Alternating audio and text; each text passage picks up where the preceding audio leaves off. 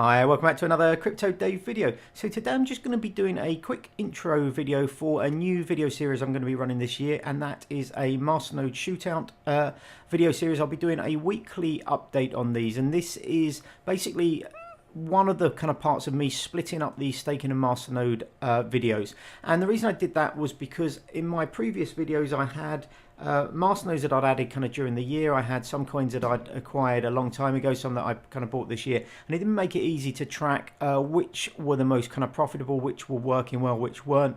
Plus, I also was only really kind of tracking the kind of coins earned through the Masternode, so the Masternode rewards, rather than also the Masternode value as well. So what I'm going to do this year is, starting on the 1st of January, I've got 6 Masternodes which are up and running. Now, I should clarify and say, as of this morning, I just read that Chroma Masternode rewards are not going to be happening for the foreseeable future. As of the 1st of January, so not great timing, they have been paused. They're rebuilding a chunk of the system to, I think, make it more scalable and more decentralized. So we will have to see whether those Masternode rewards come back. So I've actually switched off my Masternode. There's not going to be any rewards. There's no point running it at the moment. So I've switched that off as of this morning. I'll keep an eye on that, and if they come back in the next kind of month or two, then I will add it back in. If not, we'll probably just have to delete Chroma from the experiment. But I basically wanted to sort of start and end the year with the same Masternode. Some of these you'll recognize before: Syndicate, Smart Cash, and Helix. I've run Masternodes before, which have been documented in my Masternode staking videos, but I've added a couple more to that. I've added Bulwark and Linda. Bulwark was the winner of the poll I did about a month ago, so I've added those two Masternodes in. And then, as you can see here, this is the cost of the Masternodes as of the 1st of Jan. So I think this is the best way of doing it. So these are the number of coins that are required.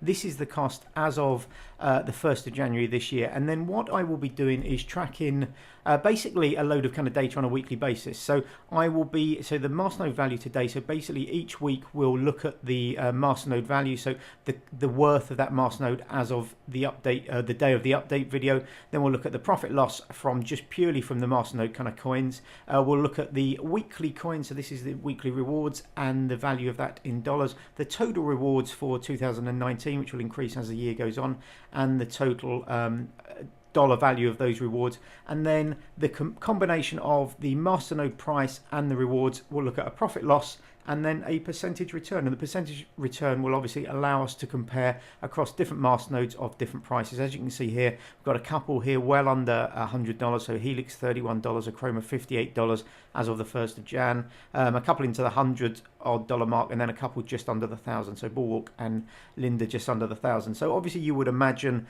Bulwark and Linda will be paying, well, we will be receiving far more monetary kind of rewards from those, but it's interesting, I think, to see the percentage return. And this percentage return will include two things. So it will obviously include not just the rewards from the coins and the cost of those on the date that they were sent to us or we earned those, but also the updated kind of price of the Masternode. So there's no point running a Masternode that's giving you, 50% return on a year if the price of the coin goes down, 60%. There's no point running it at all. So this will combine both those things. So it'll be the price of the Masternode plus the rewards. And a few people in the past have asked me about spreadsheets for my staking and Masternodes update videos. Now, I've done a new spreadsheet this morning. I don't know if this would be a little bit small to see, but basically it's just an Excel spreadsheet. I have two worksheets within it. One's the raw data, so you can see each of the 6 coins here, and then I've got the date on the left hand side, and basically I track the number of coins, the price, it works out the revenue.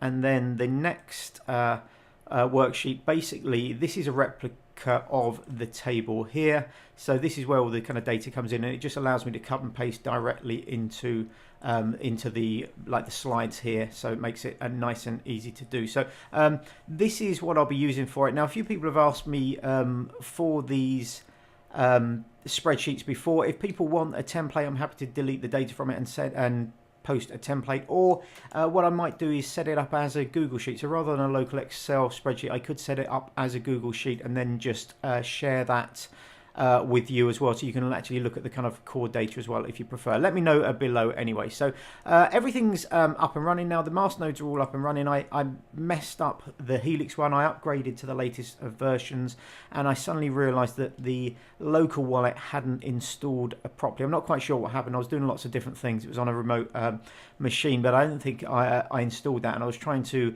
activate the new VPS with the old wallet, which wasn't working. I just suddenly figured it out last night. So we're missing a day of staking, but it's a Chroma really. They're just the slightly annoying one, having run quite well and reliably for sort of 6 months. The day that this new video series starts is the day that they stop the Masternode returns. Anyway, this is the data I'm proposing. If you have any ideas, if you think that I'm missing any kind of data or some of it's kind of erroneous, let me know in the comments below.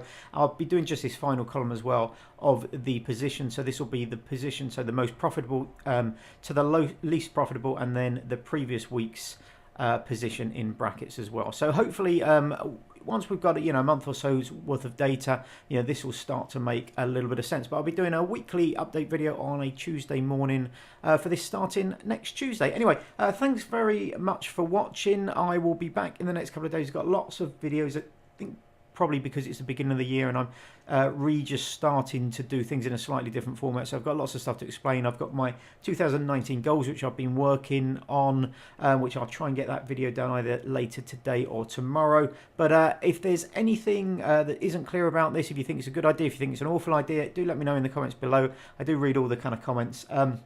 Occasionally I get comments which I receive like an email notification of comments, and then when I actually go to the video, the comments not there. Sometimes they get picked up by spam filter, but sometimes I go to the spam filter, it says there's a message in there, but they don't show up. So occasionally people leave messages and I just can't reply because they don't actually appear in YouTube. I think there's an issue with YouTube.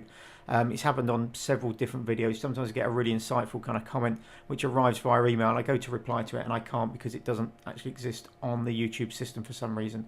Anyway, thanks for watching. I will catch you on the next video. Have a great day. Bye bye.